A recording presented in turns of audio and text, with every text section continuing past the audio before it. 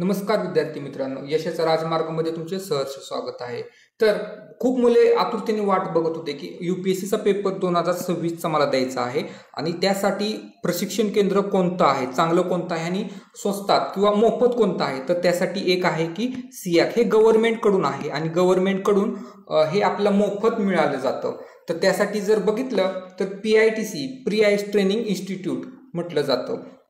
तर यासाठी अर्ज भरण्याची सुरुवात झाली अर्ज भरण्यासाठी आणि ते पुन्हा एक्झाम घेतात आणि जे एक्झाममध्ये क्वालिफाय झाले आहेत आणि जे टॉपची मुलं आहेत त्यांना ते प्रशिक्षण फ्रीमध्ये देतात, त्यासोबत ते स्टायपंड पण देतात।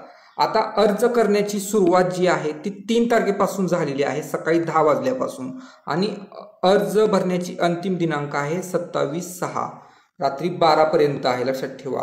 आणि परीक्षा शुल्क भरण्याची अंतिम तारीख आहे 30 तारखेपर्यंत, लक्षात ठेवा मित्रांनो। आणि परीक्षा प्रवेश पत्र जे आहे ते 24/7 उपलब्ध होईल। आणि जर आपण बघितलं तर परीक्षा जी आहे सीईटी परीक्षा आहे ती 27 तारखेला होणार आहे ती। आणि जर म्हटलं निकाल तर 6 तारखेला निकाल लागेल, 6/8ला, लक्षात असू द्या मित्रांनो। म्हणजे जवळपास एक आठवड्यामध्येच रिझल्ट लागून जातो ह्याचा। आता जर पुढे आपण सगळी प्रोसेस बघून घेऊ नक्की कशी असते।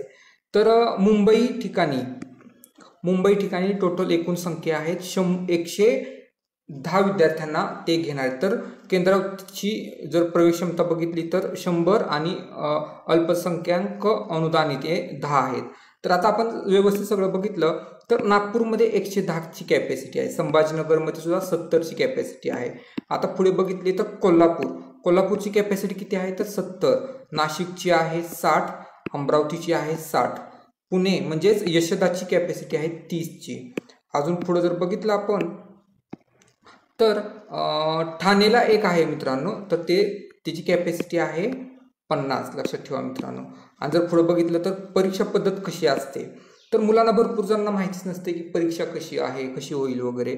तर सेक्शन 1 जो आहे तो सामान्य अध्ययन म्हणजेच GS, लक्षात ठेवा मित्रांनो। आणि प्रश्नाची संख्या 50 असते, म्हणजेच यूपीएससीच्या एक्झाममध्ये 100 असते, हे तर 50 असते, म्हणजे निम्मी असते। एकूण गुण असतात 100। आणि जर पत्रिकेचं माध्यम जर म्हटलं तर इंग्लिश आणि हिंदी एवढे 2च लँग्वेजमध्ये असतात।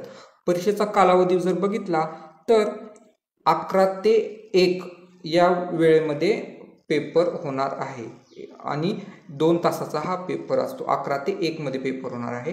आणि जर बघितलं तर ऑब्जेक्टिव्ह टाईप हा पेपर असतो, लक्षात ठेवा। बहुवस्तुनिष्ठ पर्याय असतात, त्याच्यामध्ये 4 पर्याय असतात आणि निगेटिव्ह मार्किंग असते मित्रांनो, 1/3 निगेटिव्ह मार्किंग असते। सेक्शन 2 मध्ये जर बघितलं तर CSAT असतो, तो 40 मार्काचा असतो आणि 40 क्वेश्चन्स असतात आणि टोटल 100 मार्क असतात, म्हणजे एक क्वेश्चन 2.5 मार्काला असतो, लक्षात ठेवा मित्रांनो। आता जर बघितलं 2.5 मार्काला असतो। आता पुढे जर बघितलं तर त्यानंतर मुलाखत घेतली जाते मित्रांनो। तर मुलाखत असती 50 मार्कांची आणि ती मराठीमध्ये देऊ शकता, हिंदीमध्ये देऊ शकता, इंग्लिशमध्ये देऊ शकता। आणि जर त्याचं टाइम टेबल म्हटलं तर ते परीक्षेनंतर आपल्याला सांगतीलच। आता अजून जर पुढे बघितलं तर इथं दिले त्यांनी अंतिम गुणांच्या आधारे गुणवत्ता यादीप्रमाणे निवडलेल्या प्रशिक्षण केंद्रामध्ये प्रवेश देण्यात येईल आणि प्रवेशासाठी प्रशिक्षण केंद्रावर कोणत्याही परिस्थितीमध्ये बदलता येणार नाही।